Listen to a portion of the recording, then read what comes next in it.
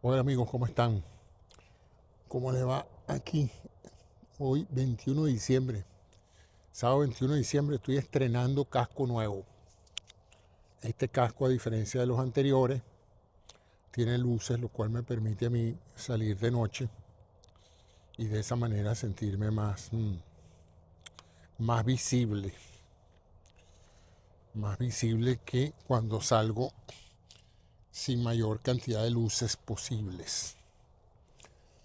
Ustedes saben que la precaución en las calles, en vehículos en movimiento, es algo que hay que tener siempre en cuenta, ¿no?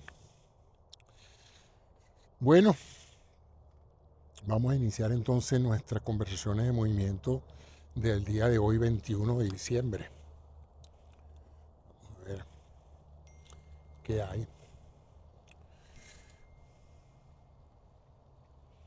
Bueno, de entrada quiero decirles que ayer terminé de ver la primera temporada de 100 años de soledad en la plataforma de Netflix. Y les voy a decir mis opiniones en relación a la serie. En resumen, la encontré extraordinariamente buena, interesante, muy bien realizada. No soy de los que viene a decir la misma necedad de siempre de que el libro es mejor, porque eso se sabe, eso no se tiene que decir, ¿verdad? Cine es cine y literatura es literatura. Entonces salir a decir, bueno, es que el libro es mejor porque es más rico, los personajes son más profundos, todo eso se sabe. Pero realizar y llevar y hacer un guión para una película sobre una obra literaria de tal magnitud como 100 años de soledad no es nada fácil. Y filmarla, buscar actores que representen los diferentes personajes que ya todo el mundo tiene en mente una visión de ellos, tampoco es nada fácil. Y esta gente ha hecho un gran esfuerzo, costoso, laborioso, tenaz, por llevar a ese libro al mundo del cine, vamos a decir del cine, a pesar de que se está proyectando por televisión, una serie fantástica. Sus personajes son muy bien elaborados, muy bien actuados. Mis felicitaciones a todos los actores porque me han permitido entender un poco mejor la dinámica de 100 años de soledad, más allá de las impresiones que yo tuve cuando leí el libro hace muchísimo tiempo.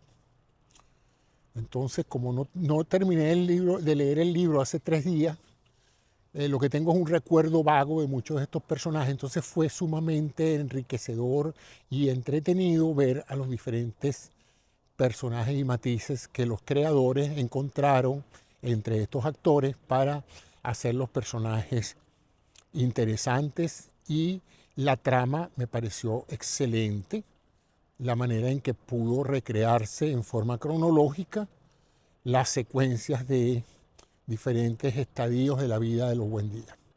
Así que se la recomiendo ampliamente. Los que no la han visto, les digo que la vean. No la vean como un estímulo a la crítica a favor del libro, véanla como una buena serie de televisión, de cine. Evalúen la extraordinaria cinematografía. Me llamó mucho la atención los movimientos de cámara internos dentro de la casa de los Buendía, los paseos por Macondo, la movilidad de las cámaras en el pueblo, la recreación artística de los escenarios de Macondo y de la casa de los Buendía, fascinante. La riqueza de los escenarios en términos de cada una de las épocas, me encantó. Y las batallas me impresionaron muy bien también. La parte sensual, la parte de las escenas sexuales, muy bien trabajadas, muy intensas, sin caer en nada pornográfico y nada vulgar, escenas de gran encanto estético. Así es que, de nuevo, véanlas, creo que las van a disfrutar.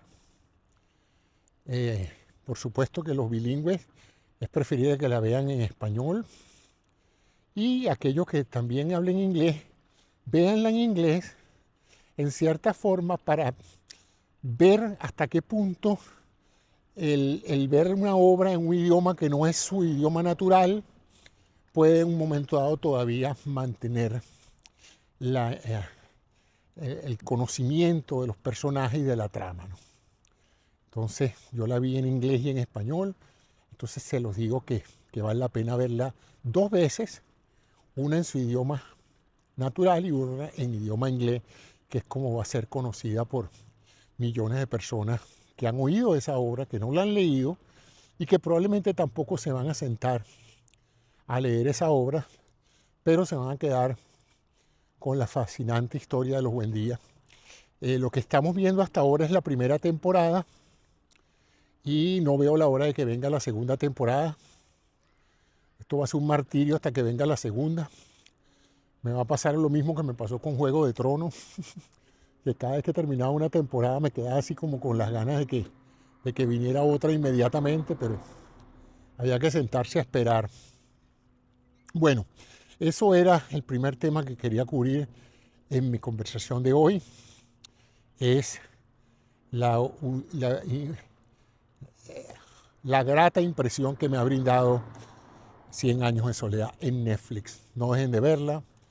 Todo hispanoamericano, todo iberoamericano debe ver esa serie para disfrutarla y para entender un poquito la violencia social de todos nuestros pueblos latinoamericanos. Porque mucho de lo que pasa ahí en esa primera temporada entre liberales y conservadores, gente de izquierda, gente de derecha, etcétera, ¿no? Es una polémica que todavía está presente en todos los pueblos, no solamente en los pueblos latinoamericanos, sino también en muchos otros pueblos. La lucha constante entre la gente que quiere innovar y cambiar las cosas y la gente que se insiste en quedarse donde está. Bueno, otra cosa que surgió esta semana, dado que hoy es sábado, en vez de hablar de un tema específico, voy a hacer un collage de lo mejor de la semana. Y esta semana fue la semana de la inteligencia artificial, desde el punto de vista de las áreas de mi interés, ¿no? Por otro lado, hay una serie de acontecimientos políticos que también valdría la pena tocar, pero ahorita quiero tocar es esta competencia cerrada que hay entre Google y entre OpenAI, ambos luchando por el dominio de lo que va a ser la tecnología más importante, transformativa de la manera en que vivimos, de la manera en que trabajamos y de la manera en que sobrevivimos. Porque para los que hemos venido siguiendo la trayectoria de la inteligencia artificial desde hace 2 años que salió el primer motor de ChatGPT, que empezamos a sorprendernos cómo podíamos conversar con texto y preguntar cualquier cosa y recibir una respuesta bastante aproximada, bastante certera de lo que queríamos obtener. Vimos el control y el dominio del lenguaje. Empezamos utilizándolo para traducir.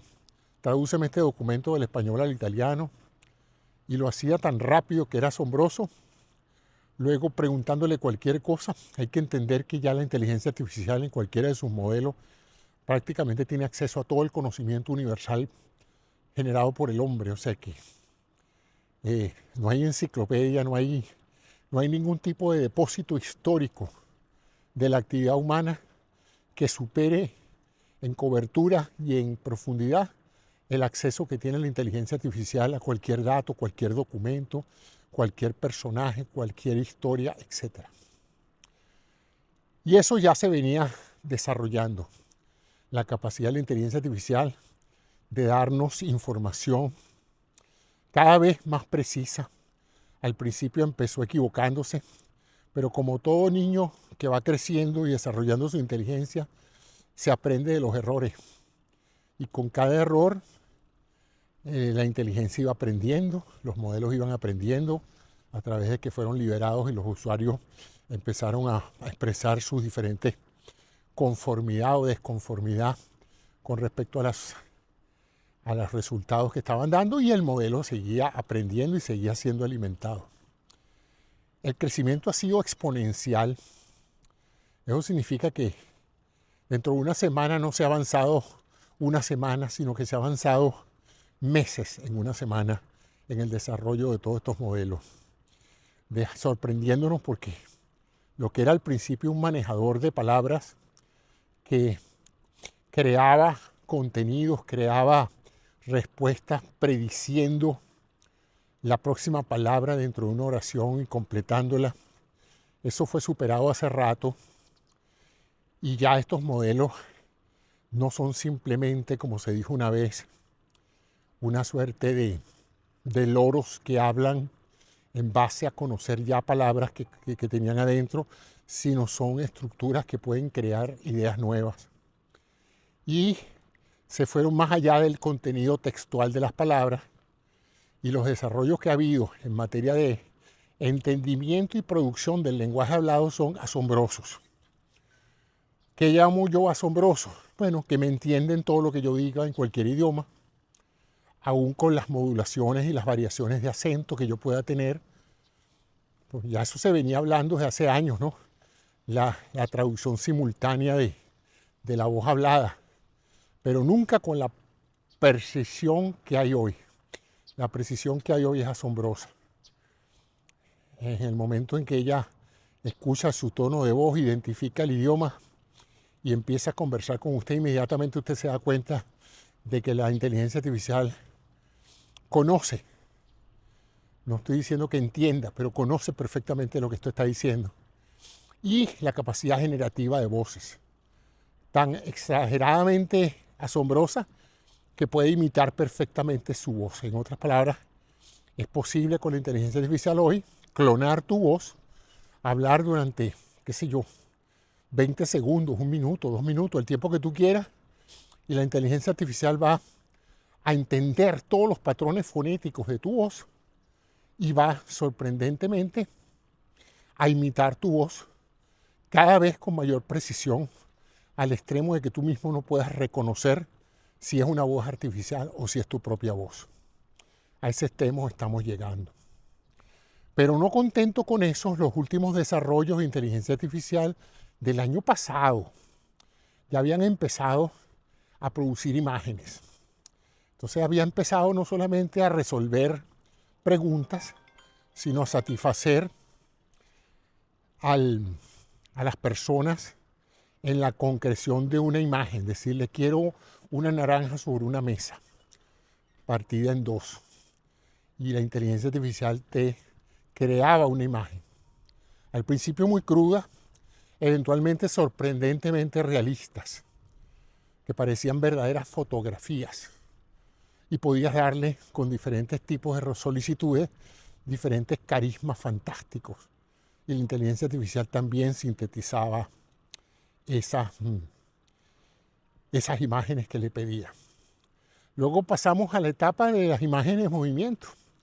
Empezaron a surgir modelos de lenguaje que podían crear pequeños segmentos de cine. Es decir, quiero que ahora no solamente me crees la imagen de un caballo, sino de un caballo cabalgando en una playa.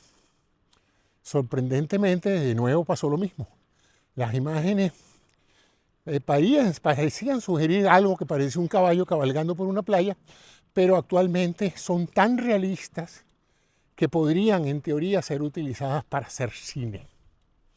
En otras palabras, hoy hay modelos de inteligencia artificial que permiten, a solicitud de un pequeño mensaje que llamamos prompt, quiero que me crees una imagen de un caballo cabalgando en la puesta de sol sobre una playa donde no hay ninguna otra persona y un pequeño perro cabalgando junto al caballo. Y sorprendentemente se te hace una película de unos 10, 15 segundos, a veces hasta más, donde hay una imagen extraordinariamente realista del caballo, de la playa, del sol, del perro, y con una cinemática física que no cabe la menor duda de que la inteligencia artificial que la hizo sabe cómo cabalga un caballo, sabe cómo frena, sabe cómo arranca, sabe cómo se mueven sus músculos durante la cabalgata. Es algo sorprendente. Ok, fíjense cómo hemos ido de una simple caja de preguntas con respuestas asombrosas relativamente rápido. Hemos pasado en menos de 2 años a una inteligencia artificial que ya está en capacidad de generar imágenes y videos, de entender la voz humana y de recrearla en cualquier matiz, en cualquier idioma. Pero no contento con eso, le hemos dado problemas para que nos resuelva problemas lógicos, problemas de codificación de software, etc. Problemas aritméticos, análisis de ecuaciones, análisis de hojas de cálculo donde dejamos que la inteligencia artificial encuentre patrones escondidos detrás de filas y columnas de números. Ya hoy la inteligencia artificial hace eso con una rapidez y una precisión superior a la de cualquier persona que esté trabajando con eso. Y como digo yo, cualquiera que sea la apreciación que usted tenga de la inteligencia artificial y la haya realizado hace 1 mes o 2 meses, créame que ya su opinión no tiene mucho sentido porque ya mejoró. O sea que tendría que dar una opinión actualizada. Sería como en medicina preguntar cómo está el paciente. Si yo le doy el reporte del paciente hace 1 semana, pues ya ese paciente no está así. Ya está mucho mejor que hace 1 semana, ¿no? O peor. Pero lo que quiero decirles es que en el caso de este proceso de evolución hay que hablar o reportar sobre lo que está saliendo, no lo que salió hace 1 mes o hace 2 meses, porque ya eso fue superado con creces. Lo que me tiene más asombrado es que hemos pasado de una parte de análisis y de interacción con los humanos a una parte de comprensión, de razonamiento, que siempre se pensó que era algo muy humano, de mucha inteligencia humana. Una cosa es responder una pregunta porque la tienes en la memoria y otra cosa es razonar o pensar y llegar a una conclusión, no porque recuerdas un dato pasado, sino porque has usado tu inteligencia para arribar a la solución de ese problema. Eso se llama, en cierta forma, el proceso de razonamiento. Cuando tú le dices a un individuo, resuélveme este problema, y el tipo no tiene la solución inmediatamente, sino que tiene que hacer varias cosas en su cerebro para llegar a la solución, él está razonando el problema. Está buscando la manera de solucionarlo y cuando la encuentra, la ejecuta. De tal manera de que podríamos decir que en el último año, en los últimos 12 meses, ya hemos tenido modelos de razonamiento asombrosos. Y las 4 compañías que yo creo que han estado a la punta de estos modelos de lenguaje son OpenAI, que fue la que inicialmente arrancó la competencia, Google con su modelo Génesis y Google y ChatGPT de OpenAI. Después se incorporó Cloud de Anthropic. Después tenemos otra compañía que se llama Perplexity, que nos abrió el campo de la interacción con Internet también, y sobre todo de que nos daba las respuestas con referencias. O sea, no solamente nos decía cuál es la respuesta, sino de dónde la sacó. Eso tenía un gran valor de credibilidad, porque uno de las principales críticas que se hizo al principio es ¿cómo sé yo que lo que me está diciendo la inteligencia artificial es verdad y no lo está inventando ella? Bueno, con las nuevas plataformas tú puedes decirle a la inteligencia artificial que te diga de dónde la sacó o cómo razonó para llegar a esa conclusión, y ella te permite eso. Hasta este momento, el rol de la interacción del ser humano con la inteligencia artificial era un rol esencialmente de usarla para ayudarse a hacer el trabajo. Por ejemplo, vamos a hacer un ejemplo que yo sé que un amigo mío que planifica viajes para otro lo estaba usando así.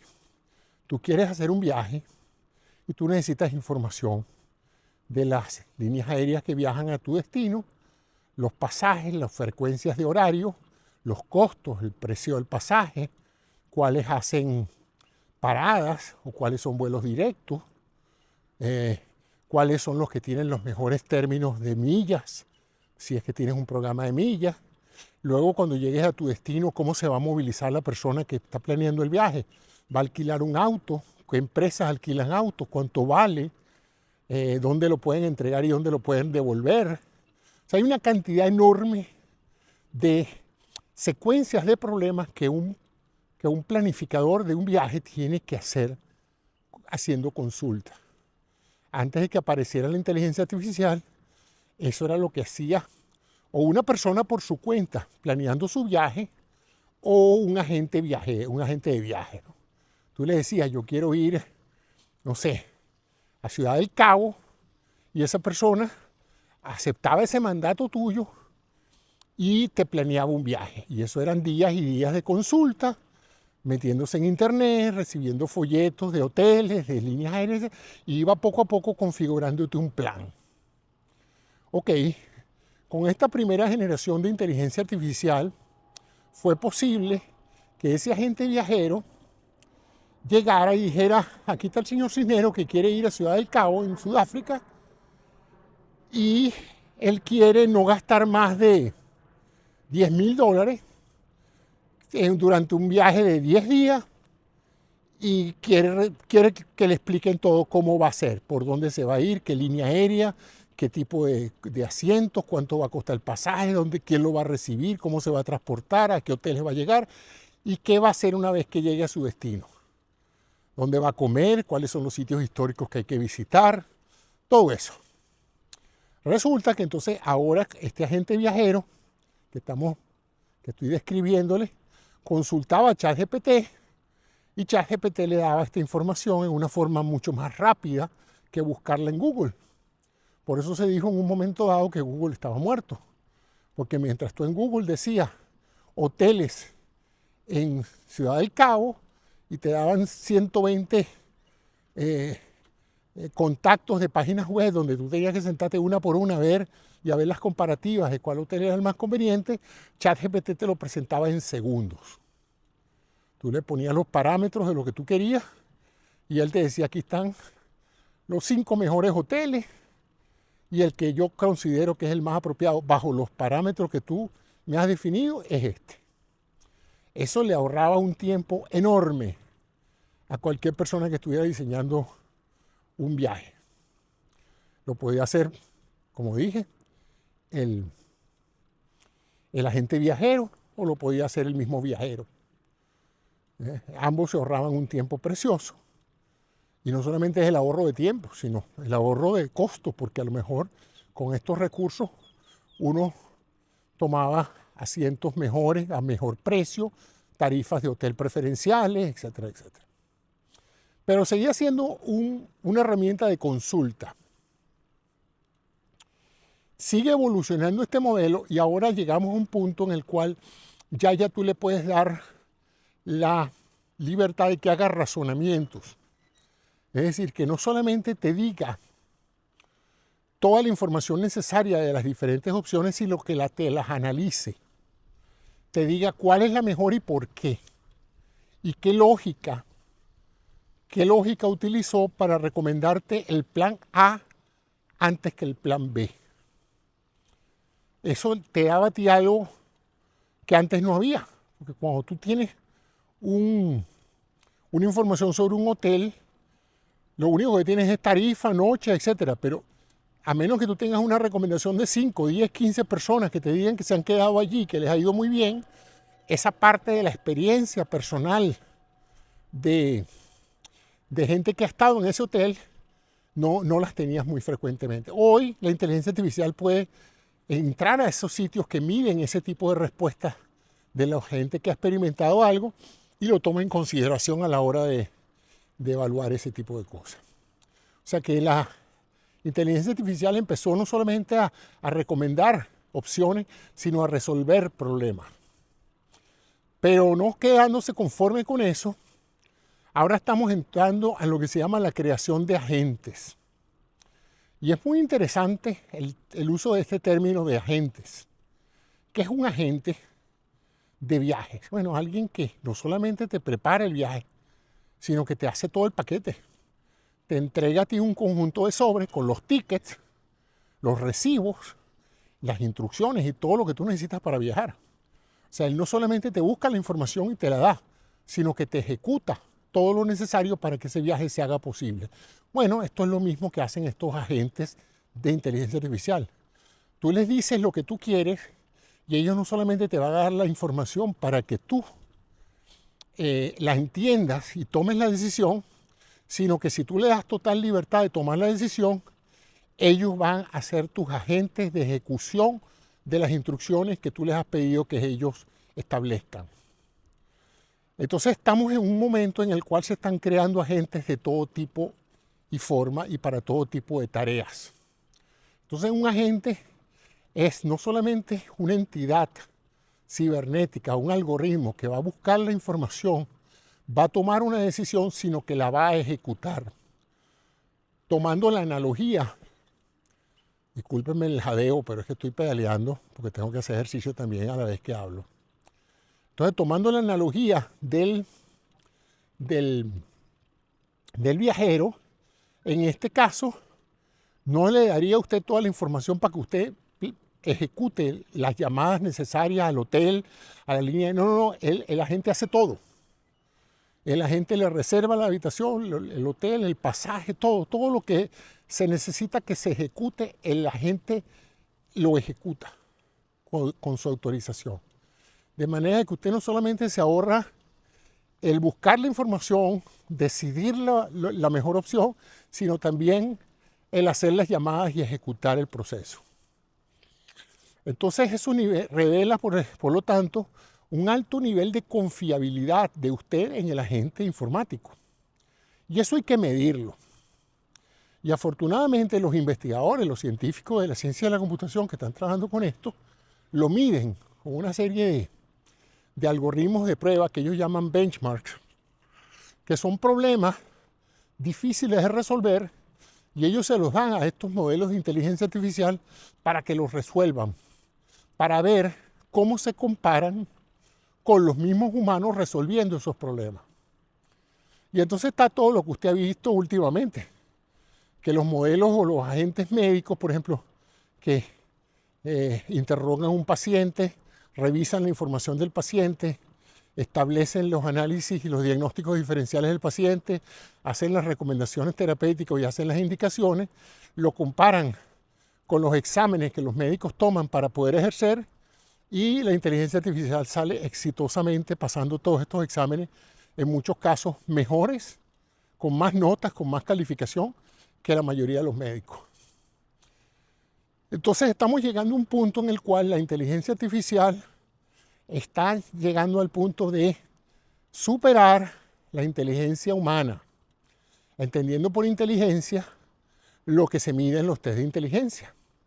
Y esta semana se anunciaron nuevos resultados de algoritmos donde los modelos que se usaron, que fueron los de la última generación de OpenAI, han superado los techos de los algoritmos que se conocían. O sea, en otras palabras, no solamente superan las capacidades humanas de inteligencia, sino las capacidades de todo, de razonamiento, de entendimiento y análisis, capacidad de eso. Eso aunado a los agentes prevé que ya estemos cerca, o cuidado si ya estamos, en una cosa que se llama AGI, Inteligencia Artificial General, o General Artificial Intelligence. Eso significa que ya no solamente sería una inteligencia que es capaz de hacer una cosa u otra, sino que puede hacer todas las cosas que la inteligencia humana puede hacer, como las conocemos la inteligencia humana, ¿no?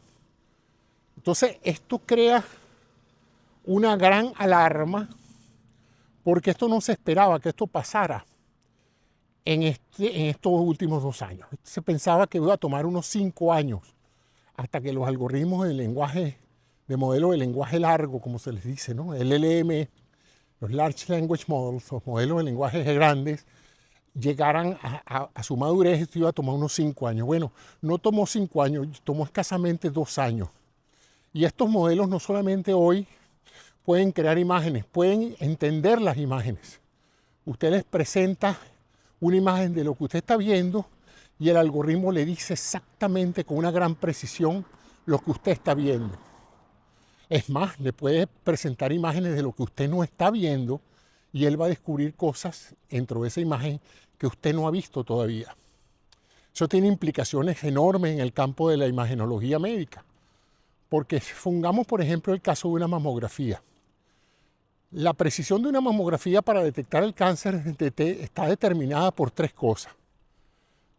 La lesión cancerosa tiene que ser de cierta dimensión que pueda ser imaginada, pues que se le pueda crear una imagen de la lesión. O sea, que puede tener, vamos a poner que 2 milímetros sea una resolución suficiente. El tumorcito tiene que tener unos 2 milímetros de tamaño. Si son simplemente un par de células cancerosas, va a ser muy difícil crear una imagen con un equipo de rayos X. Ok, ese es el primer elemento en la capacidad de una mamografía de detectar cáncer. El tumor como tal tiene que tener ya cierto tamaño. ¿Qué otra cosa tiene que tener? El equipo tiene que ser de buena calidad para poder crear una imagen de un objeto de 2 milímetros de diámetro. Ok, eso se llama la resolución del equipo. Luego, eso va a ser plasmado en una imagen digital, donde la estructura de 2 milímetros no va a estar sola en la imagen ampliamente reconocible, sino que esa estructura va a estar mezclada con una serie de estructuras normales que enmascaran la lesión, la hacen difícil de ver. Así como un soldado vestido de camuflaje tirado en un patio de una selva se hace difícil de identificar porque el camuflaje se mezcla con la vegetación y hace muy difícil ver la fisonomía del soldado. Asimismo pasa en una lesión mamaria, donde el tumorcito, rodeado de grasa y de otras estructuras fibrosas y vasculares, se hace difícil de verlo.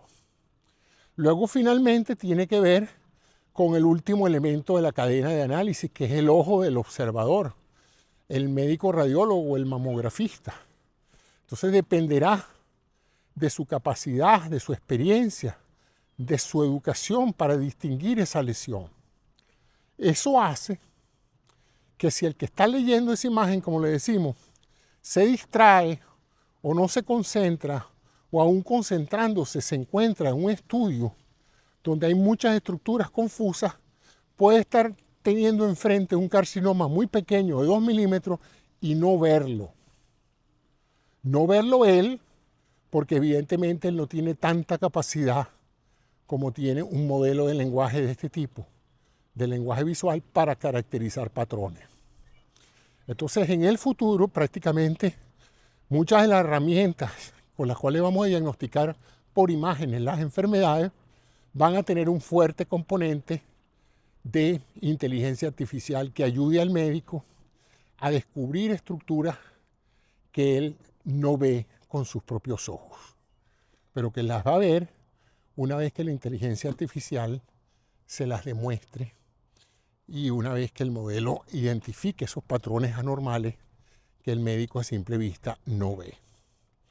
Y eso es así aplicable a todo, al radar, a la astrofísica, a la microscopía, a la detección de rostros por cuestiones de seguridad, a la identificación de textos en las placas de automóviles. O sea, todo lo que es identificación de imágenes se va a beneficiar del desarrollo de la inteligencia artificial a la hora de leer, de interpretar imágenes. Es fascinante. Y todo el que tenga hoy un teléfono celular donde la mayoría de las imágenes están siendo procesadas por inteligencia artificial en el interior del teléfono, se habrá dado cuenta de la gran capacidad, por ejemplo, que tienen los teléfonos de identificar el rostro de cada persona y de mejorar la calidad de la imagen una vez que identifica el rostro de la persona. O sea que esas fotos donde todo el mundo, la foto salía bien, pero la cara salía oscura, ya es algo del pasado, porque hoy la cámara sabe dónde está la cara y a través de eso trata de ajustar toda la exposición de la fotografía, de la cámara, para que la cara salga claramente distinguible. Todo esto se los digo es porque a este ritmo es inevitable que ya no solamente vamos a pasar en la fase número 1 de la inteligencia artificial, que era la de usarla como un asistente para realizar nuestro trabajo, sino a esta fase 2 de inteligencia artificial con agentes, donde le vamos a designar a la inteligencia artificial a hacer el trabajo por nosotros. siempre y cuando nosotros de alguna u otra manera fiscalicemos la solución final o la calidad del proceso. Pero vamos a dejar que sea la inteligencia artificial la que haga el trabajo.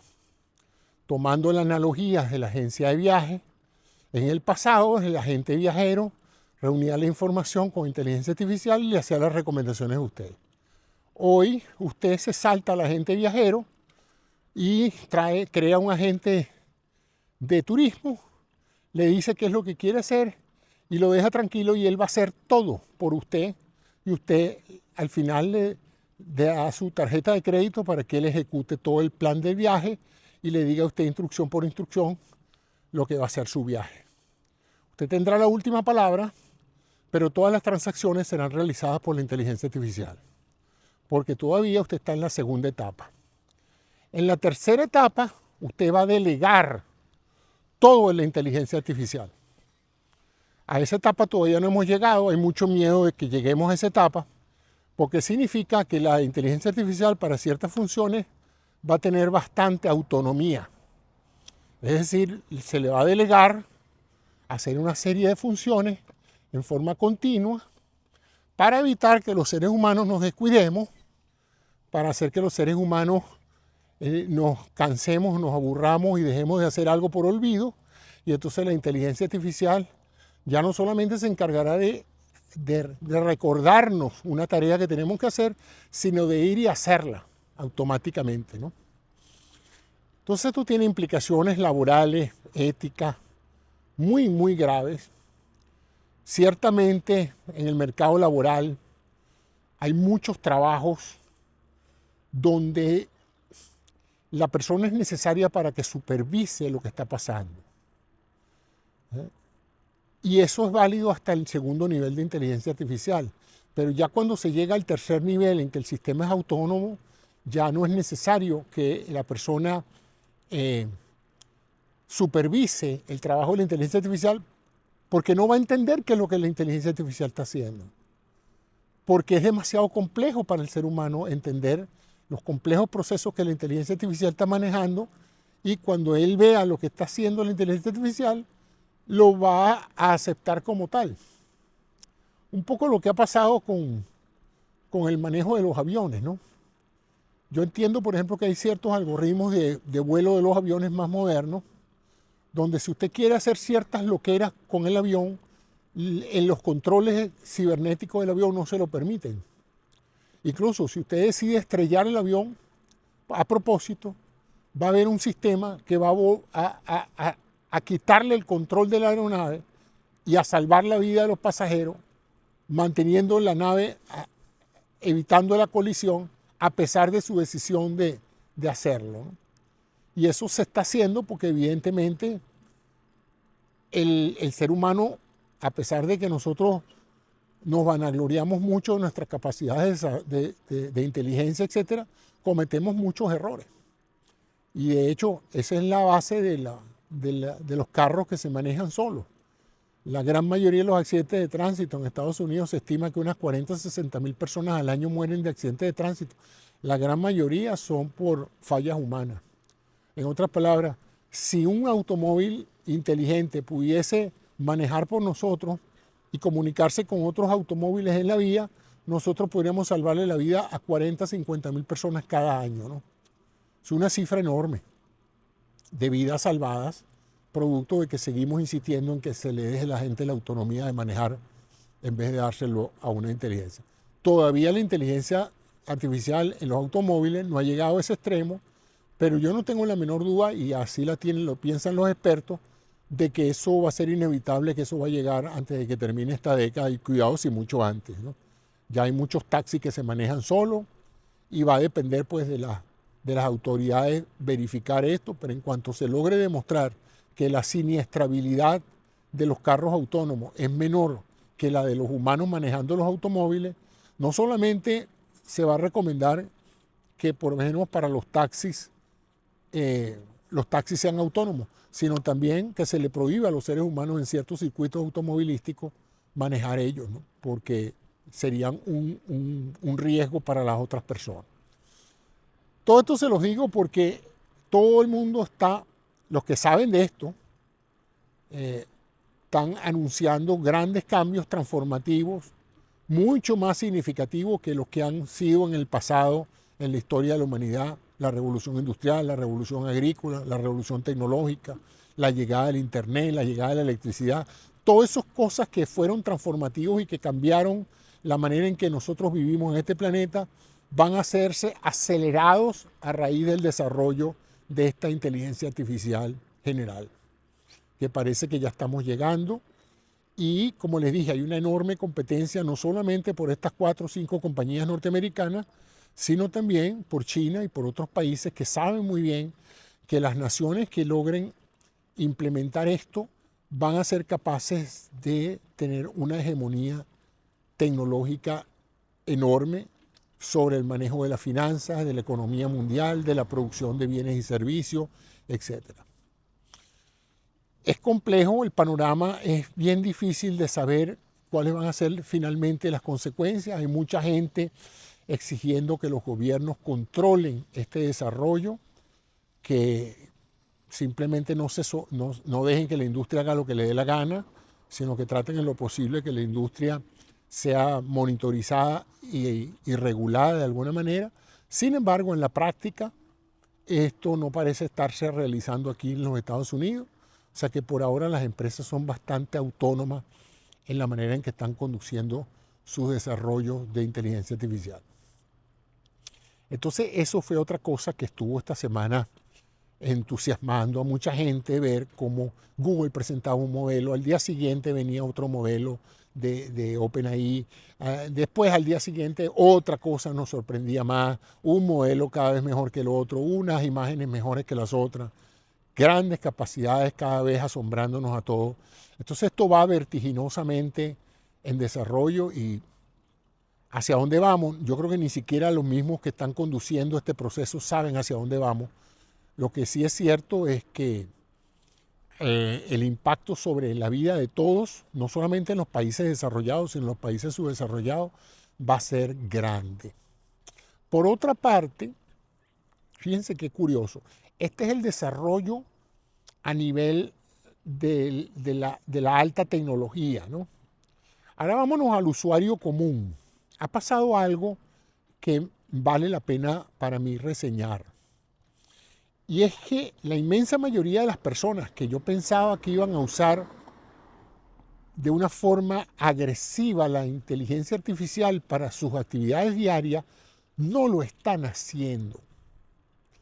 Cuando esto salió y las empresas empezaron a cobrar $20 mensuales por el acceso a sus modelos más eficientes, más rápido, yo pensaba que esto iba a ser una mina de oro para las empresas, incluyendo que eso mismo pensó los inversionistas. Dijeron, bueno, estas empresas van a ganar mucho dinero porque el servicio que prestan de inteligencia artificial es tan brutalmente útil que lo va a usar todo el mundo. Sin embargo, en la práctica, y yo lo veo por las amistades mías, pero también he visto varias reseñas, aparentemente eso no ha sido el caso, sino que al principio todo el mundo empezó a meterse en OpenAI, todo el mundo empezó a pagar sus $20 mensuales para tener acceso a los modelos más avanzados, pero luego ha habido una suerte de abandono, muchas suscripciones se han cancelado y la gente se ha conformado con el servicio que pueden obtener por la vía gratuita, es decir, hay muchos de estos modelos tienen un nivel de transacciones gratuitas que se pueden hacer sin pagar la suscripción, y pareciera que muchas personas después del entusiasmo inicial se han conformado con la versión gratuita, en particular porque no le dan valor a pagar $20 al mes por hacer trabajar ese recurso en favor de ellos, sino que lo toman como una curiosidad, ocasionalmente lo usan, pero no es algo que le da tanto valor a su trabajo que justifica la inversión. Para algunas personas sí, absolutamente. Para los trabajadores intelectuales, para los trabajadores en cargos de análisis, etcétera, es una herramienta infaltable, no pueden dejar de usarla. Pero para el usuario casual no se justifica porque no todos los días la gente está haciendo análisis de planes de negocio, no todos los días la gente está creando imágenes, no todo el mundo está haciendo videos de inteligencia artificial, etcétera. Entonces sí creo que se se sobreestimó el impacto que iba a tener para el usuario casual estos recursos. Y muchas personas, yo mismo empecé con 2, 3 suscripciones, entusiasmado porque iba a hacer esto, iba a hacer aquello, iba a hacer esto, iba a hacer aquello.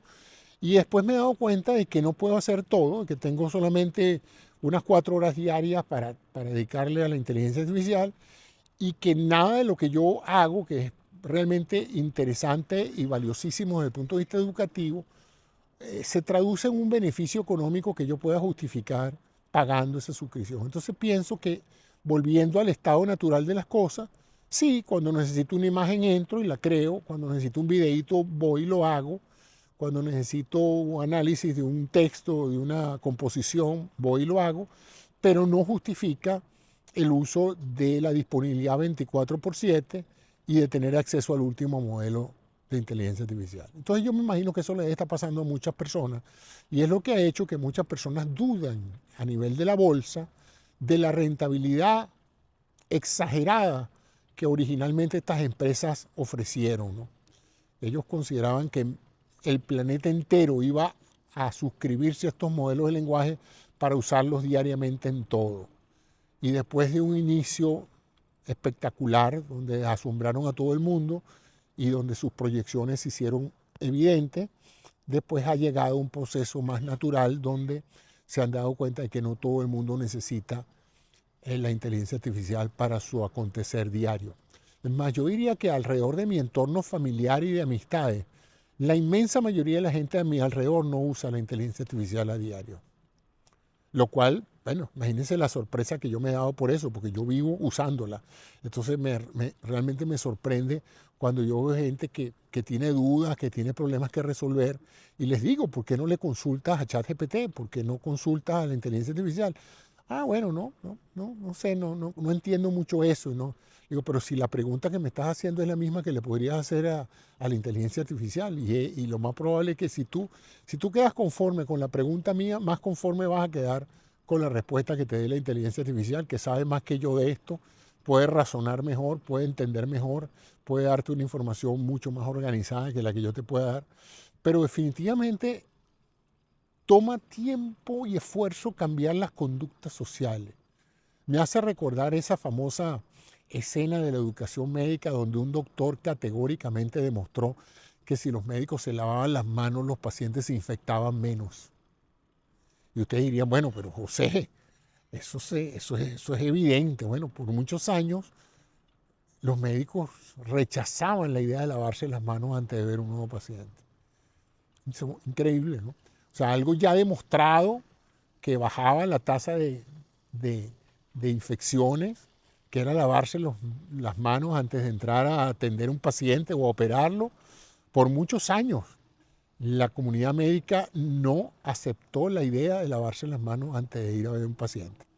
O sea que fíjense cómo aún estando disponible un recurso tan sencillo como lavarse las manos, la resistencia de la gente al cambio hizo que muchos primero dudaran de la verdadera efectividad de lavarse las manos y segundo que dijeran, mira, no. Y lo mismo pasó con el cinturón de seguridad. Se introdujo, se le dijo a la gente, mire, esto salva vidas, esto evita que ustedes salgan volando por el parabrisas cuando tienen una colisión. Y sin embargo tomó muchísimo tiempo hacer que la gente cambiara el hábito y empezara a acostumbrarse a usar el cinturón de seguridad en los automóviles.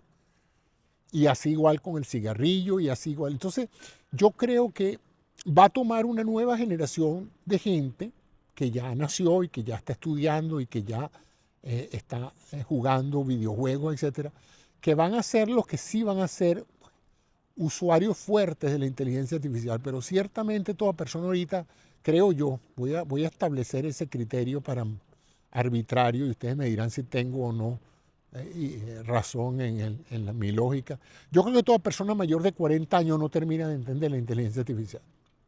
No solamente no la termina de entender, no la usa para nada.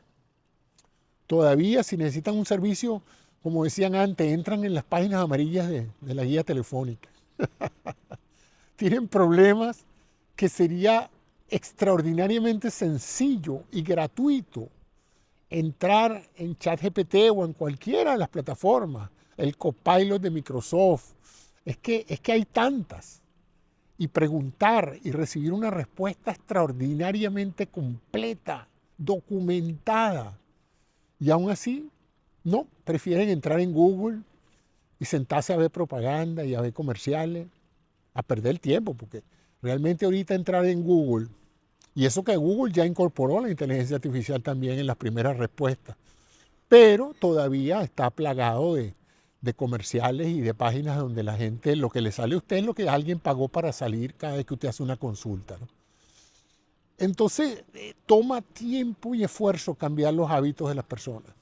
Así que, así como por un lado les dije que la inteligencia artificial le va a cambiar la vida a todo el mundo, en la práctica del día a día usted no lo ve. Usted no lo ve. Todavía cuando yo hablo de esto de la inteligencia artificial, le digo a todo el mundo, esto va a cambiar tu forma de vivir. Me dice, no, ChatGPT hace más de un año que salió, yo nunca lo he usado. Ni lo necesito, me dice. Digo, no necesito. Cuando tengo que buscar algo, lo busco en el diccionario. O llamo a mi mamá, o llamo a mi primo, que sabe mucho de eso, y le pregunto. Le digo, ¿de verdad tú molestas a otro para que te dé una información que lo más probable es que si te la consultas con la inteligencia artificial te va a dar un mejor resultado? Y tú confías más en los comentarios de tu primo que no sabe nada de eso. Bueno, sí, pero el hábito. Así le escucho la voz y le escucho el compañero. Y o sea que tú llamas no es para que te den información confiable, sino para escucharle la voz a tu primo. Sí, ¿sabes cómo es la cosa? El primo es todo un personaje. Y bueno, fíjate tú, ahí es donde uno se da cuenta de que definitivamente el ser humano es bien peculiar. Hay gente que no llama y consulta para que le den información, sino para tener un motivo para llamar a otra persona y escucharlo, ¿no? Lo cual nos mete pues en otro área de eso. Pero entre los desarrollos de la inteligencia artificial y la robótica, que es algo que también vamos a ver pronto, mucho más pronto de lo que yo me imaginé. Yo siempre pensé que, por lo menos en el sector salud, más rápido iba a entrar la inteligencia artificial que robots cuidando pacientes. Pero creo que me equivoqué, porque ya ciertamente hay una enorme cantidad de robots, llamaríamos robots deambulantes. Hay robots estáticos que están parados y hacen un trabajo, pero en el mismo sitio todo el tiempo repetitivo. Esos son los robots que ensamblan automóviles, que ensamblan equipos electrónicos. Esos robots trabajan repetitivamente, fijos en una posición. Pero ya hay robots deambulantes, pues robots que pueden ir en una casa de una habitación en otra, ayudarte a pararte, ayudarte a sentarte, levantarte, traerte cosas, ver cosas, analizar cosas, ver, sentir, escuchar y hablar contigo en lenguaje natural. Ya ese Arturito que hablaba así binario, ya eso se acabó. Los nuevos robots hablan cualquier idioma que tú hables, con cualquier acento que tú quieras. Tú vas a tener un robot, le digo, yo quiero hoy tener un robot colombiano. Y el robot te va a decir, ¿qué quiere, papacito? Va a ser increíble cómo los seres humanos, nos vamos a interaccionar con robots en lenguaje muy humano, pues. Entonces, bueno, señores, de verdad voy a seguirles reflejando en cada una de estas conversaciones de movimiento mis observaciones sobre el mundo de la robótica, de la inteligencia artificial, y los estimulo a que bajen esas aplicaciones, son gratuitas, no les cueste nada, bájenla a su teléfono, pregúntenle, los nuevos teléfonos ya vienen con la inteligencia artificial adentro, ya vamos a tener un Siri que usted le puede preguntar cualquier cosa, y pronto va a salir una Alexa 2, que es muy inteligente, según tengo entendido, y no solamente se va a ocupar de apagarle y prenderle los bombillos, o decirle la temperatura y regular su termostato, sino que también va a poder conversar con usted de cualquier cosa, informarle de cualquier cosa, resolverle un problema en particular. Mira, quiero viajar a Barranquilla, ¿cómo hago? Y Alexa le va a decir, no te preocupes, ya te voy a arreglar todo. Tu vuelo sale a las 5:45, ya lo cargué a tu tarjeta de crédito, te van a recibir en Barranquilla tal y tal persona, te va a llevar al hotel tal. Así, tan sencillo como hablar con alguien que te haga uno el trabajo. Y los robots, ya hay prácticamente una serie de empresas preparando robots para la casa, para atender ancianos, para atender niños, robots de vigilancia, Robocop. Vamos a tener Robocop pronto, ¿no? Entonces, es interesante cómo se está planteando esta nueva década.